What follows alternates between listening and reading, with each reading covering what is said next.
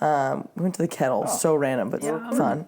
All right. Perfect. It works. Here we are. Talking about the kettle. Just in the creamery. Ice cream take sandwiches. it out, blow on it, plug it back in, Nintendo style. Yeah, exactly. And here we are. It works. All right, well, this is SANDCAST. Tra's out. This is the Trav and Sav show now. Tra's on vacation in Hawaii, so bringing in Sav, new co-host, and have my Netherlands buddy, Terese Cannon, in the house. Thanks How for are having we, me. T? I'm great. Super excited. You're always Pretty great. nervous. Don't be nervous. I'm nervous. I got a big promotion today. I'm like, I got to perform. I'm happy to be here. Yeah. So am I feel I. so special. Everyone's happy to be here. We're just here to chat. Good vibes. Yeah. Good vibes tonight. Well, I'm in the presence of royalty right now. We got the Laguna champ, and we got straight into main draw for a 4-star. Hey now. No. That's big news. First time ever. That's awesome. Yeah, I think it's... okay, so the Netherlands was the first time ever that I was straight into a main draw. Of any FIVB. Of any FIVB. Really? I might have to fact check that, but I'm pretty sure it was. That's crazy. That's impressive. I think. I'm trying to think back pre-COVID, but that just seems like so long ago. But I think I was always in the qualifier. And then the Netherlands, I was really excited that we got into that 1 star. And then this we knew was going to be like maybe some of the top teams weren't playing. Yeah. In Brazil, and we got into the main draw. So Do you know what exciting. seed you guys are? I think we're the 12th seed. Oh wow, So we're big like dogs. Middle. Yeah, of you're the not main even draw. just like squeaked in. Yeah, That was yeah. even close. We made it in. That's awesome. So we're excited. Yeah. It's gonna be fun. And I mean, the first time you're automatically into main draw, it worked out pretty well. Yeah. It was great. You're undefeated with a gold medal when so that happens. we want to keep that rolling, you know? For sure.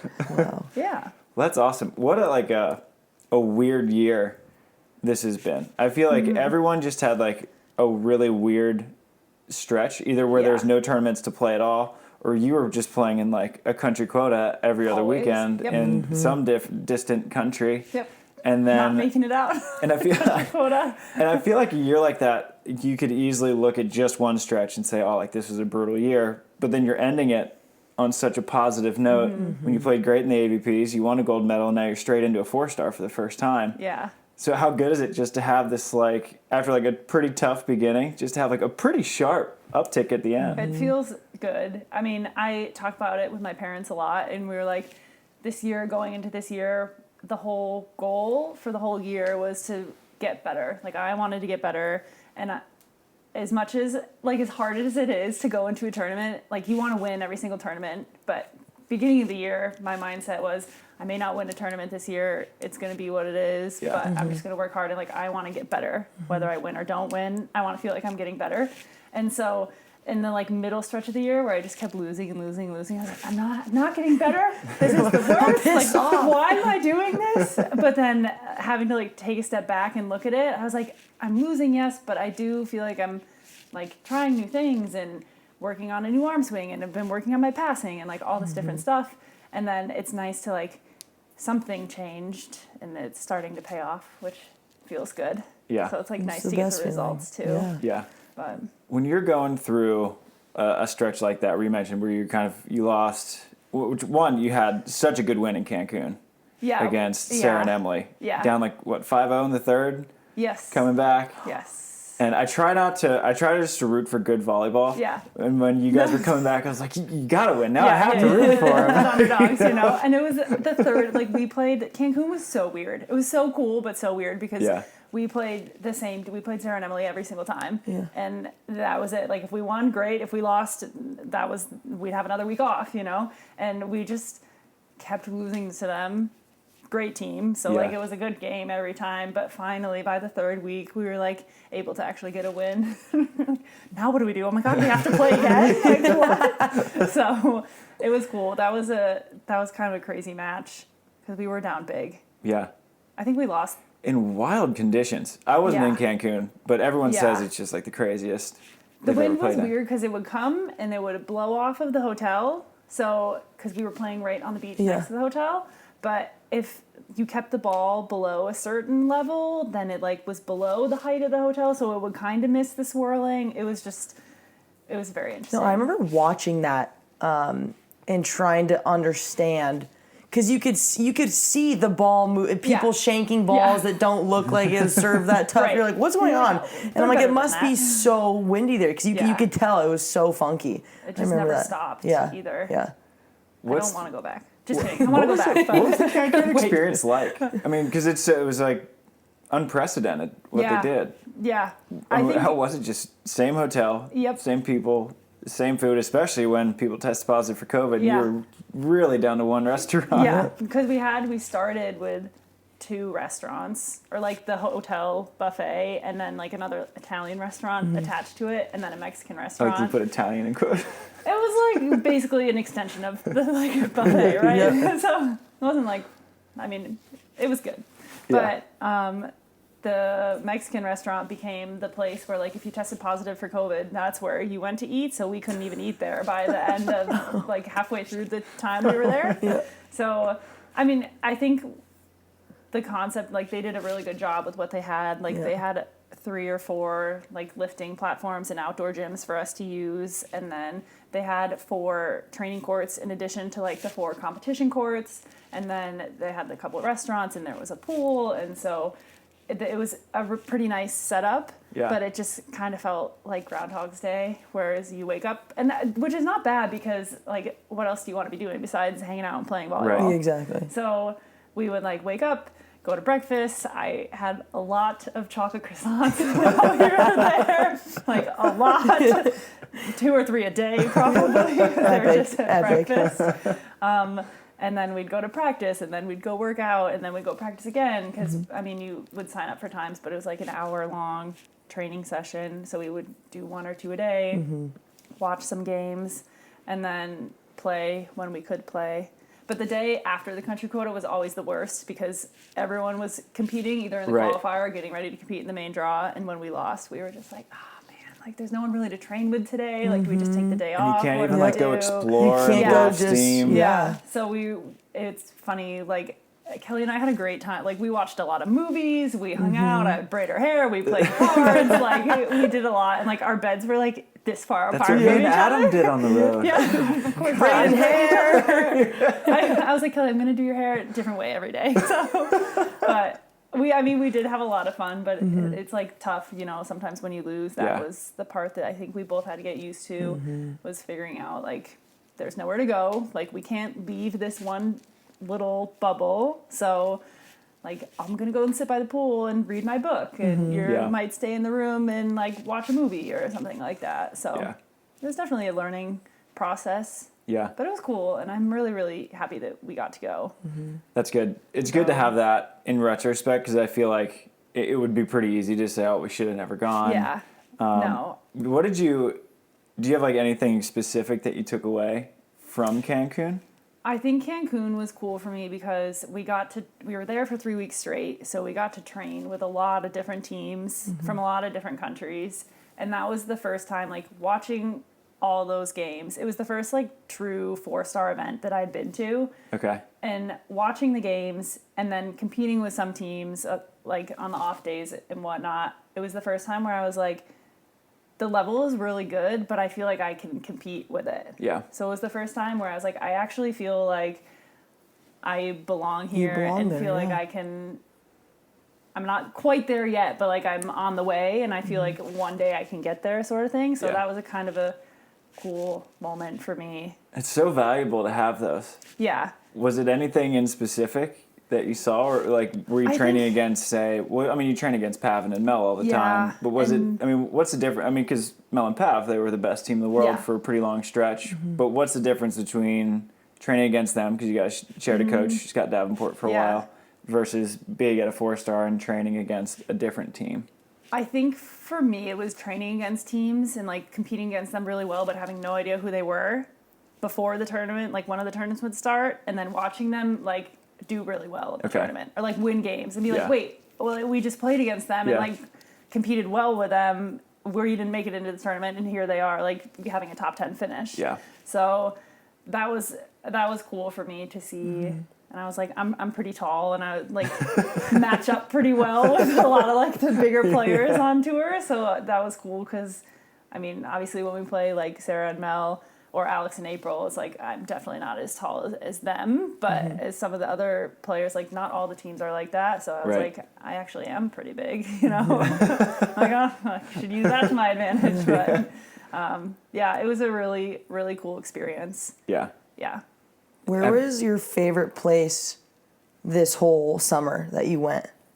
Switzerland, hands down. Okay. Which, that was a bummer because that was a really good opportunity for us to make it into a 4-star. And we didn't. We lost in the country quota again. But silver lining was I was in probably like the most beautiful country in the world, and I couldn't come home because I was going to another tournament afterwards. So I just had like 4 or 5 days to explore, which was really cool. And it was the first time I've also ever been to Europe. So I was like, Oh, really? Yeah. No kidding. Yeah, so that was my first Oh, trip. you were out and about this year. I know, it was crazy. Really got those passport stamps, you know? Yeah, so that was my first time ever. Ate a lot of chocolate, drank a lot of coffee. Yeah. You love chocolate. Yes. I'm a big fan too. I respect it. I respect it. Yeah. It was really cool, and it rained a ton, and I didn't even care. I was just walking for miles, like in the pouring rain, listening to my music. And I was Just like, happy to this be is here. great. Yeah. Did you and So- Kelly explore together, or did you just kind of go off on your own? And She ended up leaving early because Okay. she wasn't playing. I was going to Rwanda afterwards, and Oh, she wasn't okay. playing in that tournament. So she ended up.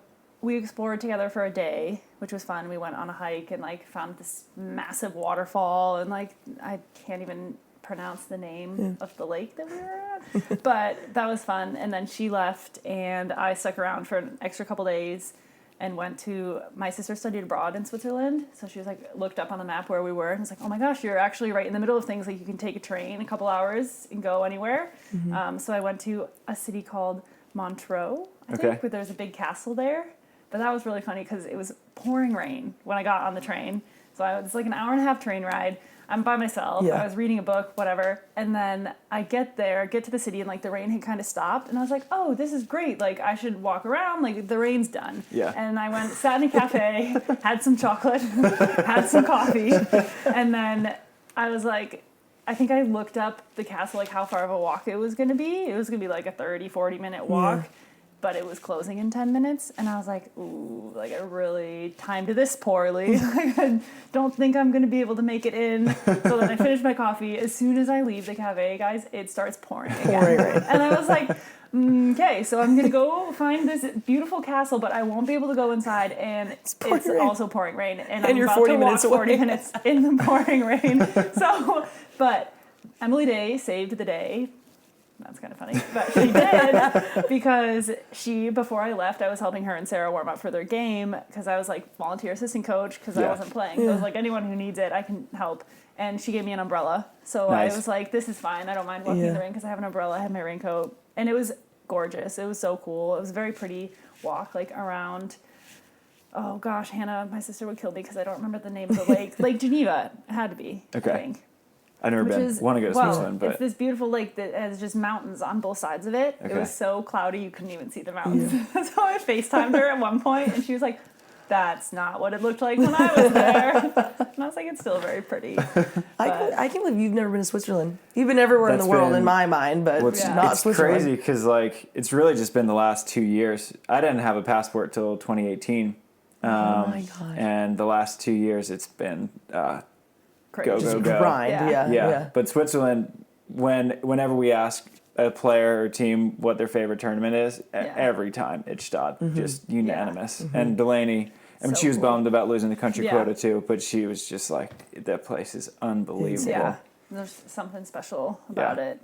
Who would have thought that a girl from Rochester, New York, I know, would be playing in tournaments in Cancun and Switzerland, and you're going to Rwanda to play a beach volleyball tournament? And do you just sit there and laugh sometimes? Because I do it all the time. Yeah. I'm just like, this How is did just we get ridiculous. Here? Yeah, I was just talking to my sister on the phone on the way here, and I just moved to Hermosa, so I can basically ride my bike everywhere now. Yeah. And she was like, "What a life you live!" Like, because I was riding my bike and we were FaceTiming. I was like, "There's the beaches right there," and here I am, and now my passport has all these cool stamps in it, and it's just, I think if you asked me when I was 10 if this is what I would be doing, I'd be like, I hope so. That'd be really cool, but it's pretty awesome to actually be doing it. What would you have said when you were 10? And someone said, what is it? what would you want to do in the future? What does that future look like? People, what did young Terese want to do? I never knew. Yeah. I think I was obsessed with like sports and athletics and always loved following the Olympics and professional athletes, but never thought that that was actually a career that I could do. Yeah. Just because, I don't know, I mean, I didn't know anyone who did it, and so I never considered it. But then playing sports, I always wanted to I couldn't imagine stopping.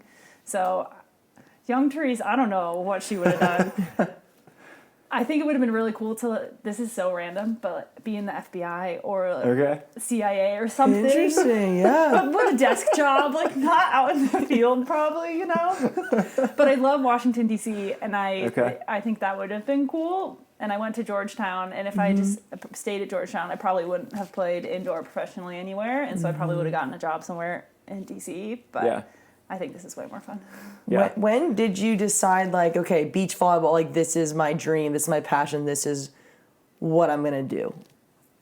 That is a really good question, because I always loved beach volleyball, and we would play it. My high school coach was awesome because he was always like, play in the summer, and we would play on Lake Ontario, in this little beach where like you'd go to push off and change directions, and you would just slip because the sand is like this deep, maybe. But we would play tournaments all summer long because we love to be outside and we just love volleyball. And he was always encouraging us to play to get more touches. And then I did there was a high performance tryout at Hot Shots, which is this indoor beach facility in Rochester. I think Charlie's told me about that before. For sure. Yeah, I'm sure he has because it's the only place where we have indoor sand courts and it's a bar and it's a warehouse. Okay.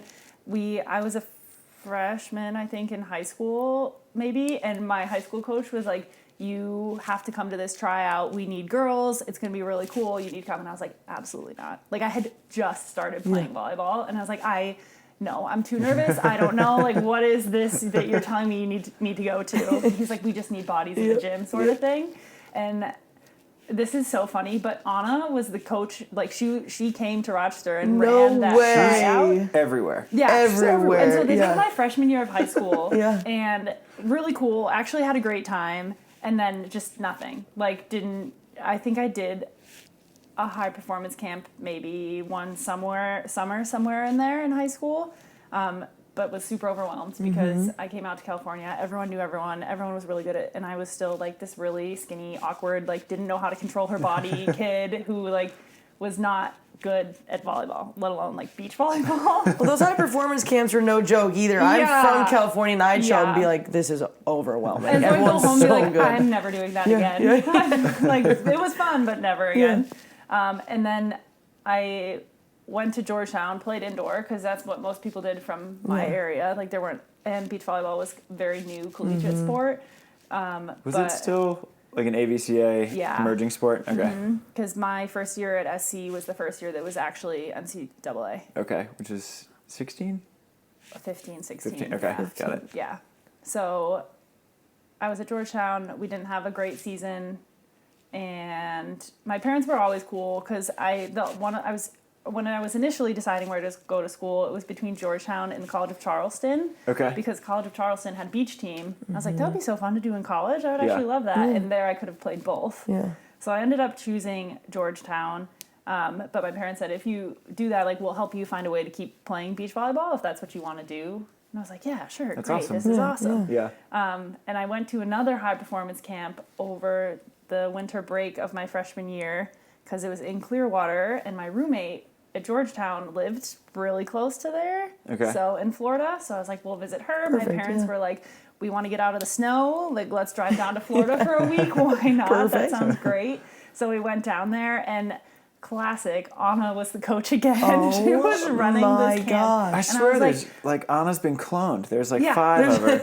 I like walk up and down the strand. I'm like, I just saw you coaching on 16th. Right? How are you on 8th? She's on 8th. Yeah, she's everywhere. And she's hard to forget, right? Yeah. So I was like, I definitely remember you. And she called me Georgetown the whole week. But that was actually really cool because there were only 10 of us there maybe, so it was really small. Oh, that's rad. And Yeah. it was a week long. That's awesome. So I feel like I learned a lot, and that's the first time where I was like, this is so cool. I want to play beach volleyball. And then when I got back to Georgetown, our program was kind of in a state of transition, I guess, where we had lost a ton of games. A lot of girls quit. A lot of girls graduated, so there were actually only 3 of us left on the team. Oh And my gosh. I was like, I don't know if I want to stick this out, sort of thing. Yeah. But I couldn't imagine. I really, really loved the school. My twin sister was there. I was like, I can't imagine leaving her to play indoor somewhere else. I was just kind of burnt out of indoor at that point. So that's when I called Anna, because I just spent a week Naturally. with her. Yeah. And I said, hey, what do you think? Like, you saw me play for a week. Do you think I can play beach volleyball somewhere? She was like, yeah, for sure. But obviously I had no film, and no one really had seen me play. I didn't know anyone in the sport or in the community. Was she the SC coach when She you? was the SC coach. Okay. So that's how our conversations transitioned into like, hey, can I play at SC? Little did I know SC was like the best school in the country, at the time. So she's like, I think you could walk on. Like, we could help you. We could teach you a lot of different things. We'll never forget. She said, you'll be a great student, athlete, and person. Like, that was her whole thing. She wants to build your whole character. So I was like, okay. All right, I think I want to walk on a team. I called my parents. I was like, I think I want to move to California. I think I want to play beach volleyball. Surprise. Yeah, and I mean, they were so great. They were just like, if this is what you want to do, we'll find a way to make it happen. And they have been so supportive ever since, because it's definitely not easy living so far away. And they see me go through my ups and downs, but they're still like, this is what you want to do. So that's how I ended up here. Yeah. Yeah. Oh, I love Collier. how much you love your family. It's Oh, yeah. awesome. They're Just the like spending best. so much time with you in the Netherlands. I just feel love like- it. yeah. It just comes up so often. You're just like, oh, my sister did this. Yeah. And like, look at my dad at this wedding. They were so cute. I missed a wedding. My best friend from high school got married while we were in the Netherlands, and so they were sending me pictures, and they looked so cute. Oh, It that's was so fun. cute. Yeah, but they're great. I think, and having a supportive family, especially when you're living so far from home and doing such a wild life path, I think it's just so important to have that, and to go home for holidays and whatever, and just like decompress and just like, it makes all the difference. it's amazing. I definitely wouldn't be able to do this without them. And they remind me that like, this is what you want to do, and like, we're here for you, and if you don't want to do it, that's cool too. Like, you can come home or you can stay there. Whatever you want to do, we'll support you in it. And all of them. I have 2 sisters and my parents, and they're just, I'm very lucky. So Sounds like your parents should coach like a parent clinic. Parent seminar. No complaints. We definitely would get in our fights growing up, I think. But for the most part, I had a pretty awesome childhood. So Yeah. And were you always tall, by the way? Yes, but so I have a twin sister, and she was always taller than me. And you're not identical though. Not identical Okay. until high school, and then I grew like between 7th grade and 9th grade. So I guess middle school, I grew a ton, and she had just stopped growing, and I just kept going. Kept growing. And so now I'm probably 4 or 5 inches taller than her. Really? Yeah. So I was always tall, but like averagely tall. How tall are Is you? that a thing? 6'3". I was gonna say 6'3". Yeah. Okay. Makes sense. So 6'3" and hand setting. That's a good combo, Terese. right, it's a new thing. Been working on it. So yeah. And well, when you get to SC, it's like you said, you were going from Georgetown. You had done a couple clinics with beach, like played on a really shallow beach in Ontario. Yeah. Not quite what Savvy had grown up with, playing CVVAs up and down the coast in San Diego. And what was it like going into that environment? Because that's Overwhelming. No kidding. Everyone on the team was so nice, and like immediately I knew that like these are my people. You know what I mean? We all had the same mindset, and everyone was very driven, and everyone loved volleyball, and everyone was there first and foremost to play volleyball. Well, get a good education, but also like volleyball was like a big part of all of our lives. Yeah. But I just was not good, and I was man, I'll never forget. We weren't in our 20 hours of practice yet, so we had courts on campus, which was really cool. And in the group text, people were like, we're going to go play today if anyone wants to come. And I was like, okay, like I have to go play. I need to meet these people. I need to be part of the team. So I would go. And the first day, I couldn't hit a ball in the court.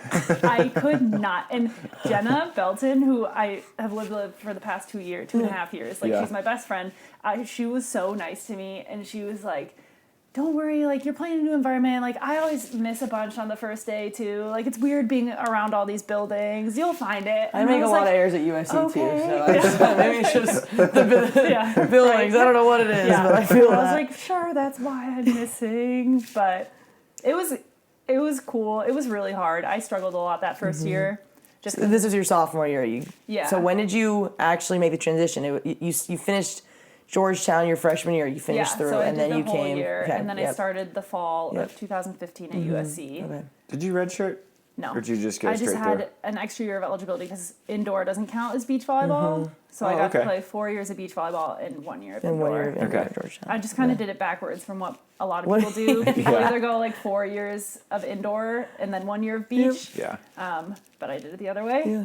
So, but it was hard. My twin sister and I fought a lot because it was like we were in a long distance relationship, and it was the first time in our whole lives that we hadn't been with each other and everything, and we are so close that was really hard.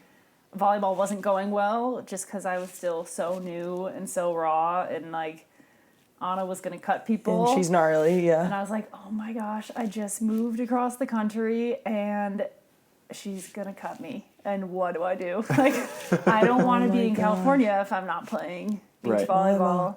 So luckily thank God, didn't get cut. But it got better my junior year, the second year I was there. Even that first summer was tough because I was living at USC, but not near the beach, but like driving for practices and stuff, and didn't really know who to train with or how to play, and playing in a bunch of CBVAs. Not doing well in any of them, you know? So it was still like, it took me a while to kind of find my sand legs. Yeah. And I mean, mentally, that's a hard thing to deal with. Just kind of that losing process is so tough. Because when I moved to California, I mean, vastly different experience than you, but I've been playing beach for maybe a year. Yeah. And so I would just get killed in every CBVA, and it was horrible. Yeah. I remember, like, I would break pool, and it was like I was going out with the boys that night. We were celebrating. Yes. But it's not an easy thing, and you seem to handle it very well, because at USC, like, that's a huge transition to make, and then, you know, take that, scale it up to this year at country quotas, and you handled it really well, and obviously learned quite a bit on your way, because you ended the year, are ending the year on a really high note. Yeah. How'd you learn just the mental, I mean, was it kind of a growing process to figure out like how to extract the goods from the losses? I mean, I used to cry every time we lost. Like and my poor mom wouldn't know what to say. She's like, I don't know if I should call you. I don't know what to do. I don't know what to say. Like they would just feel so, and I used to just be like so upset every time we lost. But it's really in the last, even all throughout college, honestly, I thought that like, I should be winning, and every time I'm losing is just, oh my gosh, the life is over. You know what I mean? Like, the world is coming to an end. But this year, honestly, I think I've grown and learned the most this year, because losing in those country quotas is so tough. Yeah. Especially when they're not played here and you're traveling somewhere 100%. And like I'm investing all of my own money in this, and I'm trying to get points, and I just want to win, because I'm very, very competitive, and I love to win. So it was really hard to lose those. But then I think just traveling and being in these other beautiful parts of the world helped remind me that like there is more to it than just winning and losing. Sometimes you get outplayed, sometimes you play bad, and you just kind of have to take the good, leave the bad, and then move on from it. And having coaches too has really helped me this year. Like having people who I can talk to after the game and have them like put perspective on it and help remind me where I am and where I'm going and like what losing meant, I guess. If that's like losing in Cancun sucked, But the takeaway was I got to compete against some really, really good teams for the first time ever, play a bunch of different international teams, not only teams from the U.S., and that walking away from that was like, okay, like, yes, we lost this time, but we're on the right track sort of thing.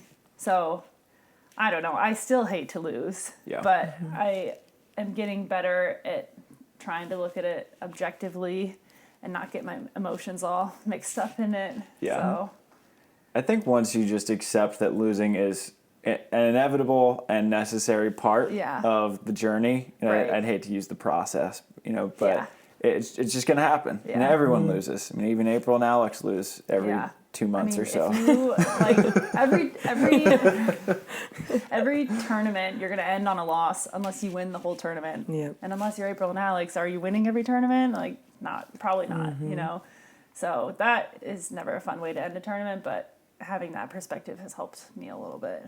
Yeah. And when did you start at USC? I start playing in the lineup. In the lineup, yeah. My junior year. Okay. So I was an alternate the first year I was there, playing at the sixes, which was cool because we still got to play games, but they didn't count. No one coached us, no one watched, Like it was just you're playing for yourself. Yeah. But then I played with Nicolette my junior year, her senior year. Love Nicolette. Yeah. So that was a blast. I'll never forget watching you guys play. I think that was my freshman year in Gulf Shores when she was yelling through the net. Oh, yeah. Nicolette was yelling? No, shocker. No, Nicolette wasn't just yelling. Nicolette, I thought, was going to, run through the net and fight the other team. I was in person watching the whole thing. I'm like, oh my gosh. I had no idea. No, we're not fighting. But if she went over there, I was like, well, crap, that's what I'm going to be doing too, You look like a brawler, Terese. That would not have ended well. But, oh my gosh. Yeah, so we played together that whole year, which was so cool. Mm-hmm. Yeah. Yeah, she was an amazing partner for me. Because her energy is so good. Yeah. I mean, people hate to play against her, but playing with her is so fun. Yeah. And she is the most supportive. She will be my own personal hype woman, Yeah. And I was still so nervous that year and very not sure of myself.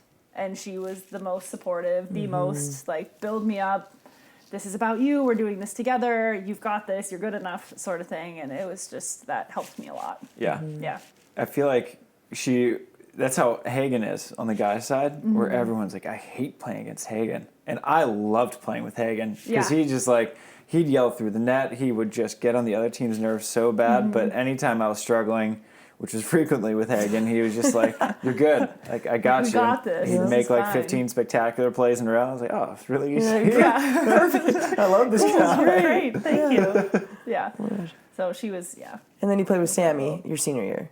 I played with Sammy my senior year and my fifth year, which was so fun because she is just so fun. And then it was kind of almost like the roles were reversed, where I was the older one and she was the younger player. And I mean, it's stupid some of the plays that she makes. She's so athletic and just jumps so high and hits so hard. Lefty, it's just so fun to play with, and she competes so hard, which is so cool. And my favorite story, I don't even know, I mean, she has to remember this, but we were in Alabama one year, and I think the match came down to us, but it was the first day, and we were like, man, we're USC, we don't lose on the first day of NCAAs. Yeah. But we had gotten knocked into the contenders bracket. Is that Stetson? No. Okay. That was I'm sorry. Fifth year. I'm sorry. I know. That was tough. That was a tough one. I don't remember who we lost to the first round. We were the 5 seed going in, or the 4 seed or something. But the match came down to our court, and we high-fived so hard. We were so into it that I sprained her thumb or something. So she had She does high five so hard. I know, and so do when I get into it, you're it's really aggressive. And I think I came down. It's this really one. It's hard. this, and then she does it 10 more times with her left hand. Yeah. So she had to have her whole hand taped up for the rest of the tournament. And I was like, we weren't playing volleyball. It was just really aggressive celebrations. It's amazing. Yeah. Oh my gosh. Yeah. And you won 2 national championships? Yes, technically. 3? No, 2. But the one of the years I wasn't in the lineup, so you won. I mean, I was on the team, but it wasn't But I feel like starting. I mean, and this isn't even just to make you feel better, but so many coaches talk about having the value of a deep roster. Yeah. Because you need good people to practice against For sure. to increase the level of the whole team. Yeah. And that's what actually a lot of people say about UCLA is that practices, and you guys are like, Stein just recruits the most competitive people I know. Yeah. Yeah. He's just like, go fight it out. Practice, we would have Friday game day. Oh my gosh. I have PTSD Friday game day. And we all just scrimmage each other, but like any day, like I could have been at the ones with Lexi and played our sixes at the time, and who were kind of always rotating and lost on any given day. Like you were deep enough to you could have been put two full teams together and still done well. But like a lot of times I feel like, you know, if you're going to do a scrimmage at practice, it's like 1 versus 2, 3 versus 4, and then a lot of times the 5 plays the 6s. Yeah. And it's so important to have a team competing with the 5s because I mean every line matters, and like the 6s are, you know, whether you got in during Gulf Shores or not, like we had so many times where our 6s had to step in and play, whether it was COVID stuff or injury stuff or like someone just wasn't performing and they had to step up. Like that is like the most underrated position like on the whole roster, because you don't feel like you're a part of it, but you're contributing so much. And like, it's crazy. So you won 3. Thanks. Two, just two. Just two. I wish 3, but I thought we were going to get the 3rd my 5th year. Because we had... no, that's when you won, remember? Yeah. Because we had lost to you. We played 6 times that season. I've thought about this so much. We played 6 times that season. Lost to you the first 3 times. Like, the first 2 games... were very early on, within like a day or 2 of each other, within the same week. And then the 3rd time we played at UCLA, and I was like, we need to beat them this time. Like, we have to win this game. Yeah. We lost again. But every time I think we lost 3-2. But then you beat us twice in Pac-12. Well, then we went to Stanford, and that was in Stanford. I was like, here we're playing UCLA again. We're 0-3 against them. Yeah. We're just gonna lose. Yeah.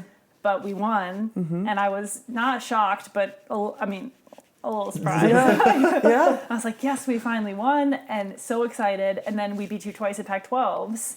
And so then going into Alabama, so we're freaking out. Going into Gulf Shores, SC was the 1 seed. First time all year that we ever actually got that ranking. And we were like feeling good, so excited. And that's when we lost to Stetson. That was the Stetson year. Yeah. And I remember we were all kind of stunned. Stetson played so well, and we just thought we were going to roll them because we had just beat UCLA 3 times in a row.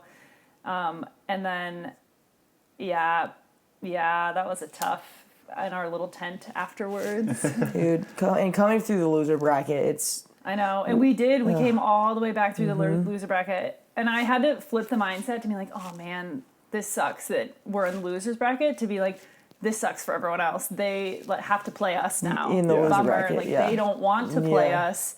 We're going to win these games, sort of thing.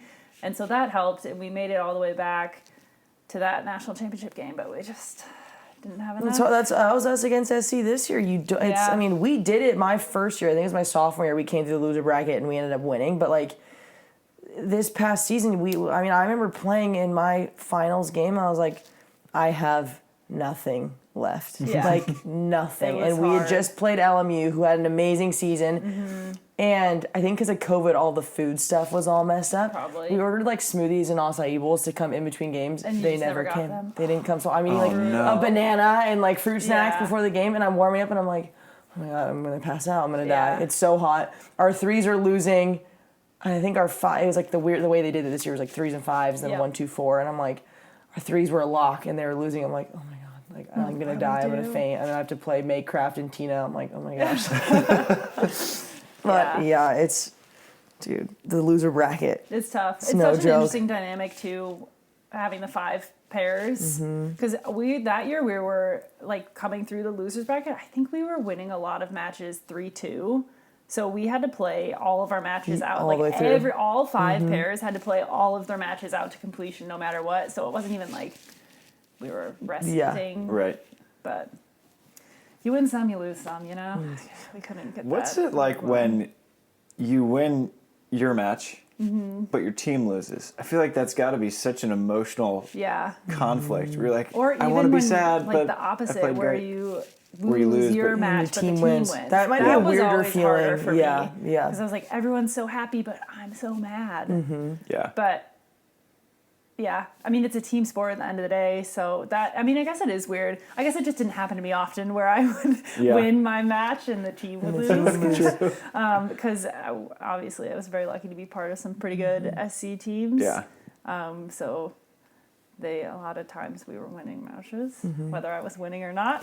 But it is tough. It's just an interesting dynamic, right? And so you kind of have to you've experienced it. Yeah, it's weird. I think it's weirder too when your team wins and you lose. I honestly, that one's really tough because, like you said, you're so mad that you lost, but then you're like, well, the team won, so I have to just fully forget about my match. Everyone who won is happy, and they're Right. like, who cares that you lost? We won. Yeah. And I'm like, I know, but I care. Yeah. Like, I care. I miss that. That's something that, when people don't really prepare you for it, you transition. Yes, it's you and your partner, but that's the thing I miss the most about being at UCLA is like when it comes down to your court and everyone's cheering for you. Matches. It's like the coolest thing. Like you're playing not just for you and your partner. Like, and at least, I guess for us now, like I don't have a coach right now. I don't even have a set partner. I don't have sponsors. I'm playing for like my parents, like my friends and my partner versus when you're at UCLA, you're playing for your whole team, your staff, all the people watching. Like it's just a special feeling that people don't prepare you for when you transition to this next level where you're so like alone a lot of the time. Like how many times did we practice this summer with no coaches? It's just the 4 people and you have to be so self-motivated. Yeah. Once you get a coach, there's Game just changer. no going back. Yeah. How long did it take you to make that transition to sort of treating it? I feel like that's one of the biggest struggles of new beach players post-college is assembling the team and treating it like a professional sport, like a business, like your job. It took, I always knew that I wanted a coach, but for me the big thing was like I don't want to pay for a coach, and so I'm trying to think. I graduated in most of the summers in between college years when I was still playing. I didn't ever really work with a coach, but then after graduating in 2019 I was working with Gustavo a lot that summer. I love Gustavo. He's the best. He's the best. So great. And so Kelly and I worked with him when I started playing with her through this off season, and that was my first real off season. And then he got pretty busy with USC stuff, so we were just going to switch to start working with Adam, Sarah Pavin's husband, and because Kelly had worked with him in the past. Schultz. Okay. I don't know if that's how you I've pronounce always it. just known him as He's Adam. the best, and I love him, and I feel so Same. bad that I can't pronounce his last name. But he's awesome, and I was really, really excited to start working with him, and we were just going to start working with him, and then COVID hit. So that was weird, because that was a tough time, because I was so excited. 2020 was going to be my first real season. Yeah. Because 2019, like, I missed a bunch of events. Not a bunch, like, I missed the first AVP because I was still in school and like didn't really play in a lot of international stuff because I was still in school. So 2020 was going to be the year.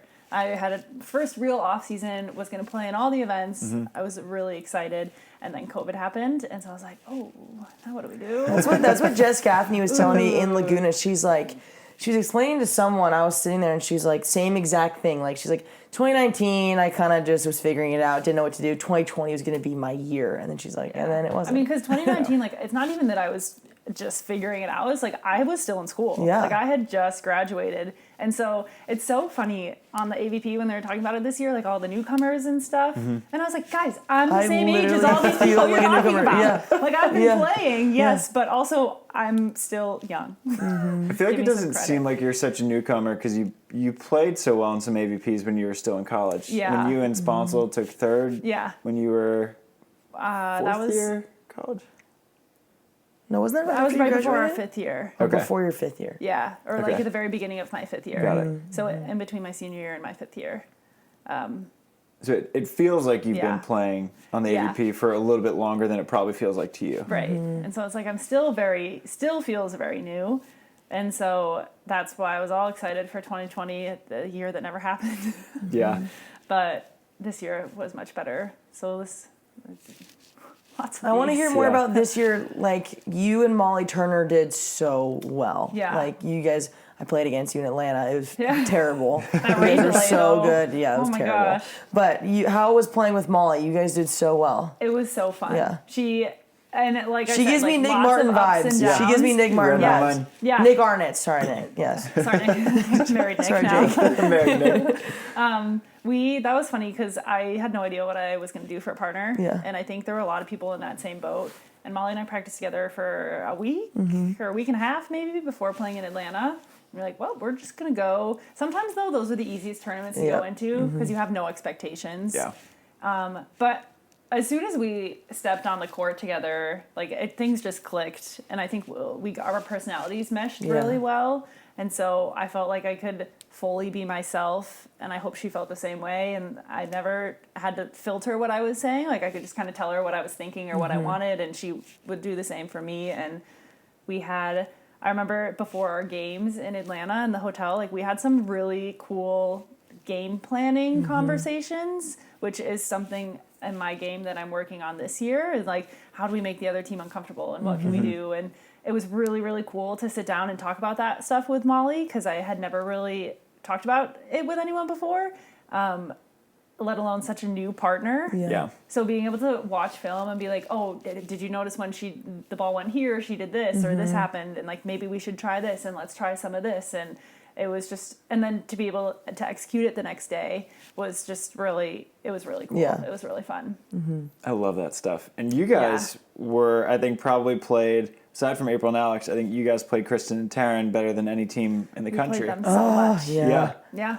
Yeah. It was really fun, and after we were so excited to play them because I had obviously never played them, and then watching them make their really good runs through all the AVP Next, and then they were making this run through Atlanta. I was like, oh, finally, like, I'm excited. This is gonna be cool. And our match we played at night in Atlanta, So cool. which was nice because I don't think I've ever sweat so much in my No, life. it was horrible. I played at like 2:30, Oh I my think, gosh. day one against Yeah. Sarah and Kelly, and I was like, I'm gonna die. Yeah. I'm literally So After hot. you melted during the qualifier. during the qualifier. That qualifier Yeah, was it was, hot. yeah, It was yeah. brutal. I Yeah. was like, I can't jump serve because I can't No. top spin Yeah. and then run up to the net every Yeah. time. Yeah. Like, I No don't way. have the energy Yeah. for it.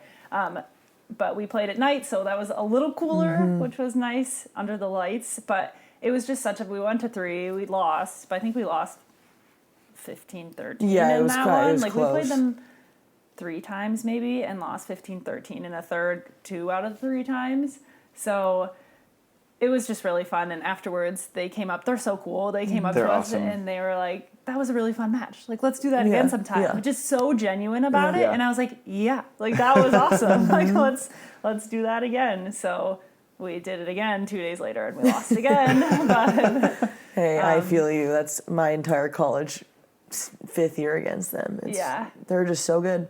And you think you get a game plan on them, and then they just make really just good. don't make mistakes. And so if you get down by 2 or 3 points, it's like it's so hard to string together points against It them was because just they cool both to, sign up like, so well. It's like a chess game. Like, Yep. we were constantly making adjustments on our side, and I know that they were constantly making adjustments on their side. Yeah. So it was just fun to have to recognize what they were doing and then change it, and then 2 Yeah. points later, change it again. Yeah. Yeah.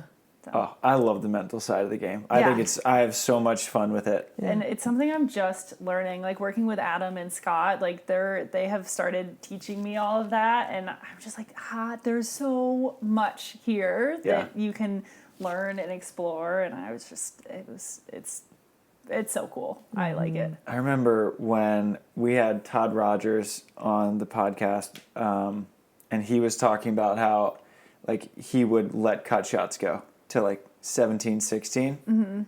And then, like, he was playing with Theo, and Theo was freaking out. He's like, Todd, Dig what? it. We got to do something about this. And Yeah. Todd was like, I'll do something about it when I'm going to do something about it, Theo.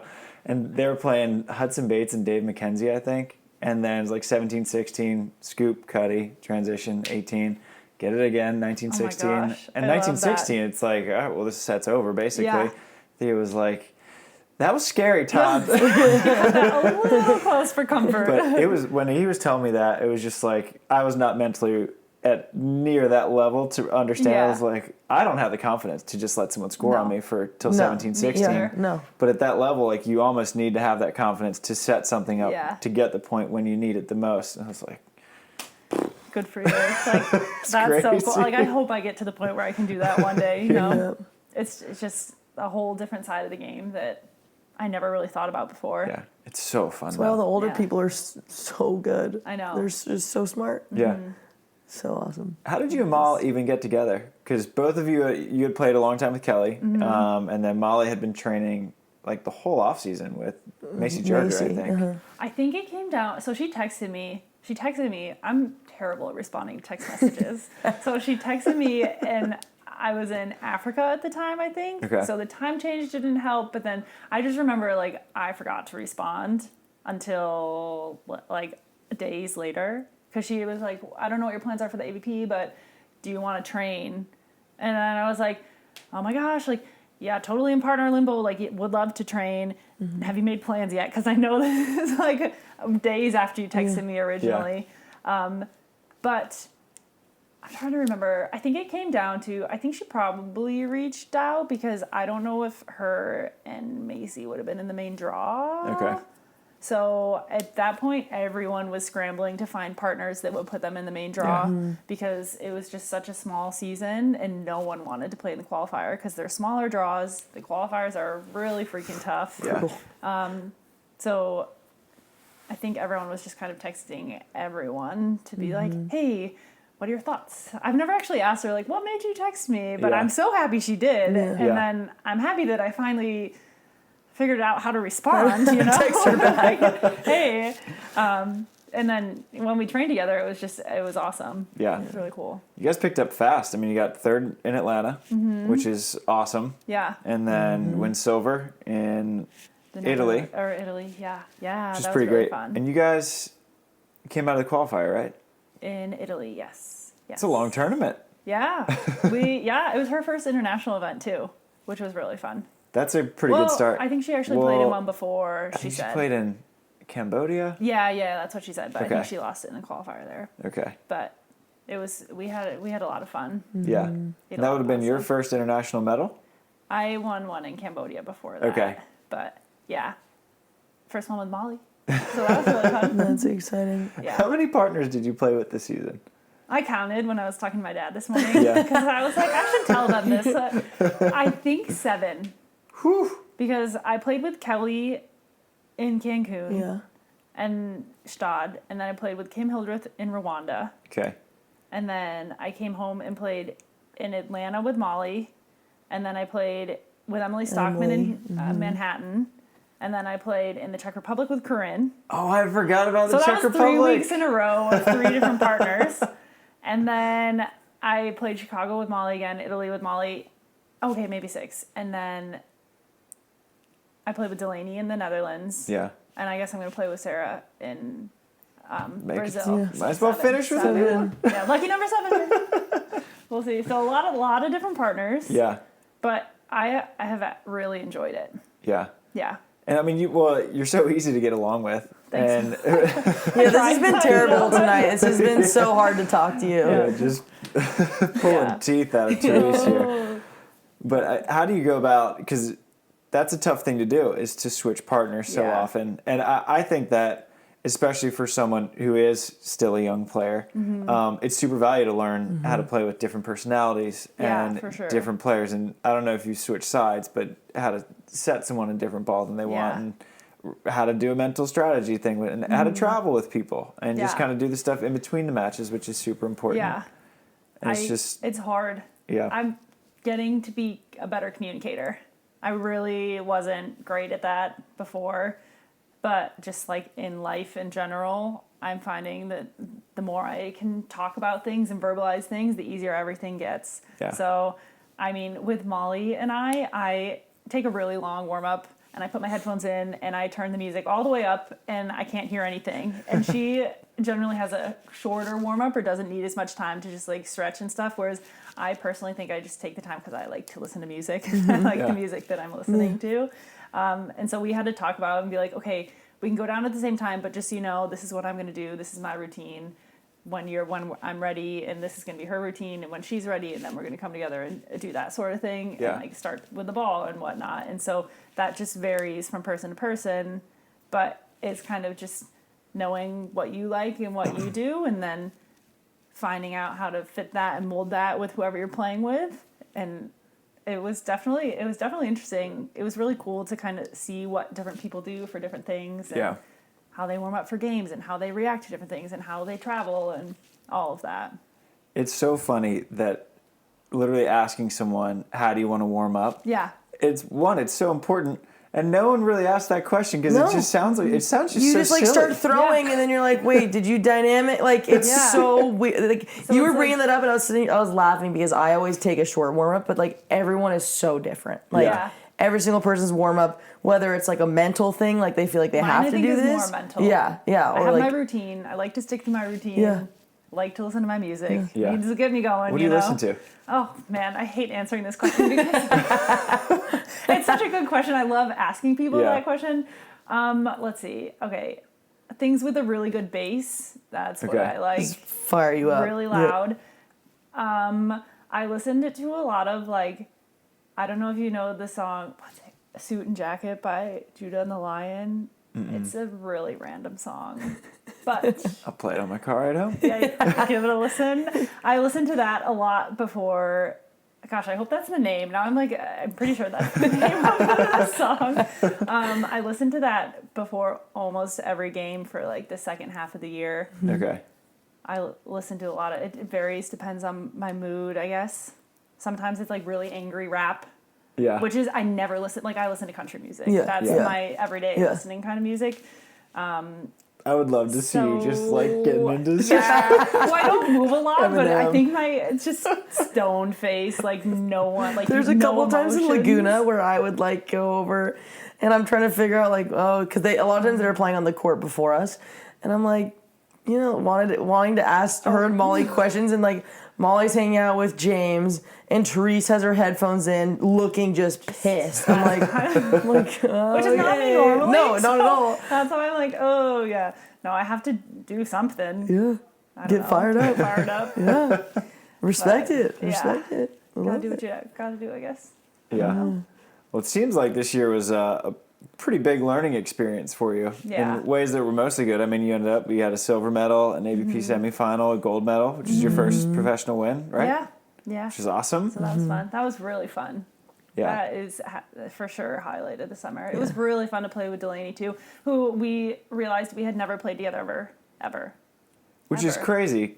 Like even in practice, just even like mixing it up. I was like, how have we never played together? Yeah. But Delaney pretty much, she hadn't, I don't know if you've heard this, but she hadn't played defense in 3 years. Is that what we figured out? She like randomly played defense in that, remember that USAV King and Queen of the Beach? Yeah, that doesn't count because that was like one weekend. She flip-flopped.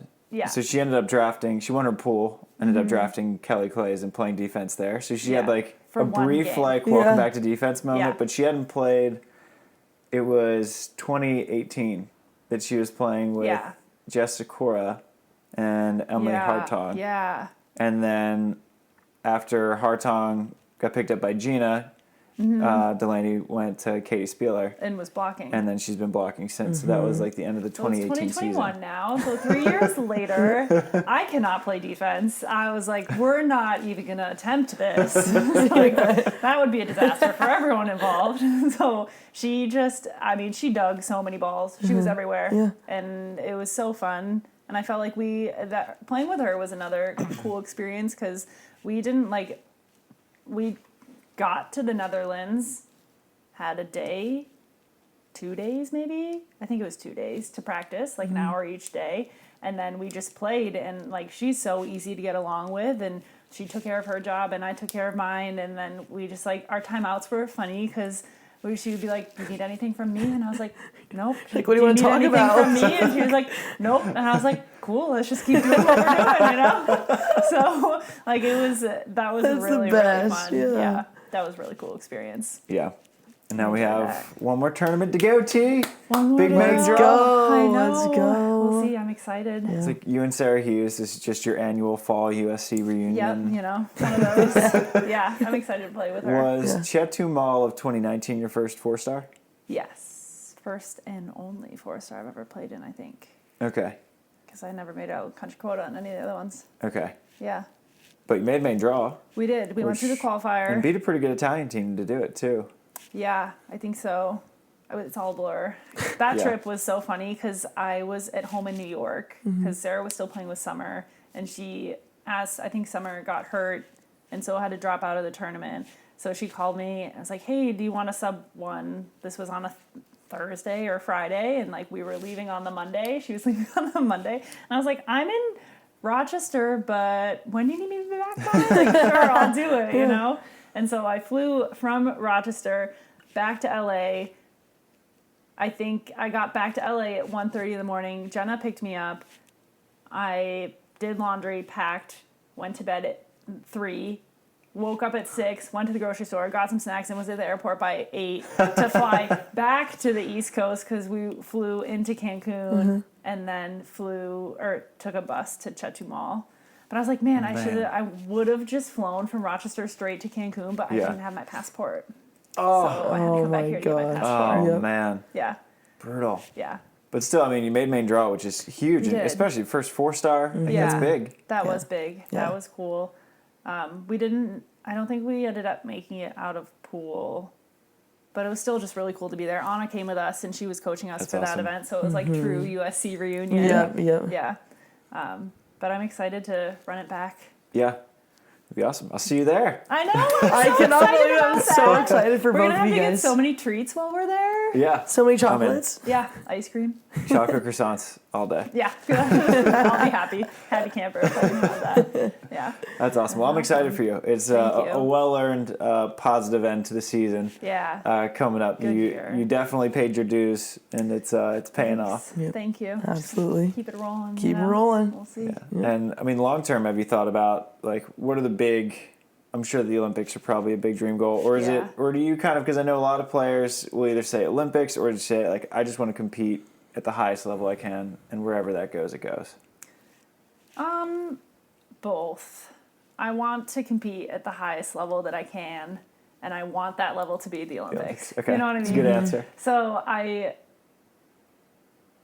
don't know how to word this. I don't want to, like, I never wanted to be just losing and keep playing and keep losing. So when I feel like I've, like, plateaued, I'm not getting any better, and I'm not winning anymore, then I don't want to keep doing this. Yeah. You know what I mean?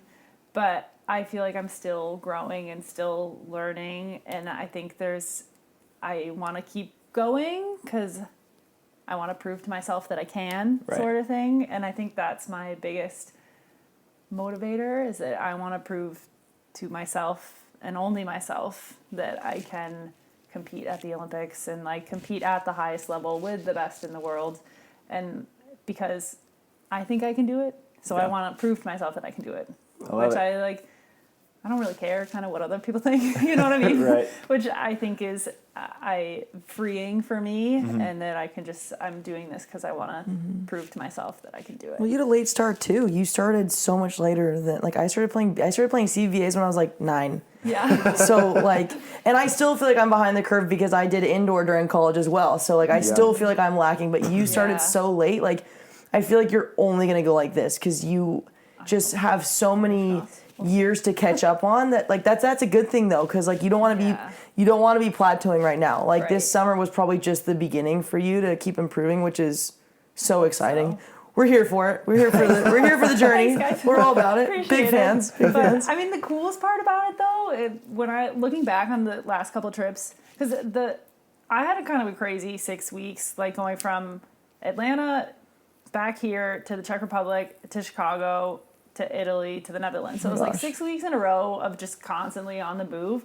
But the people I met were so cool. Like being in Italy was so fun because we got to hang out with Will and Jake and like you and Logan and Molly and like just so many fun people. And then being in the Netherlands when Tim came, and I was just like, this is the coolest part Yep. about our sport is that we can travel around the world and meet new people and hang out with people and it just like experience different things together. And I mean, who else gets to do that? Like that was my favorite part about it. Yeah, it's amazing.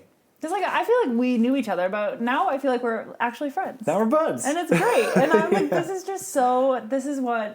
is why we do it. There's some cool people. There's some really cool people. Yeah. So fun. Now we're going to be making treat runs in Brazil. I can't wait. Acai. We can get all the things. It's so fun. Yeah. Well, Terese, we've kept you here for a little more than an hour. Oh my gosh. Hope I've it just wasn't been too talking bad. away, talking about myself That's the why whole we have time. you Time flies when you're having fun. That's the whole point, is to get you to talk about yourself. You guys are the best. Yeah. Thanks for having So fun. me. Thanks for coming on. I Where can appreciate our it. listeners follow you, either on social or I wherever? have an Instagram. It's just my name, Terese Cannon. I'm working on getting better at those things. So stay tuned. Maybe I'll create some other social medias. All right, there you have it, folks. Terese Cannon. Saf, you killed it. Yeah. Oh, Kicked thanks, ass. guys. This is so your fun. first I think time. chatting's easy for me. So this is great. I can do this all day. It's This awesome. is perfect. Thanks for Awesome. having me too. All right, guys. Shoots. See ya. Bye.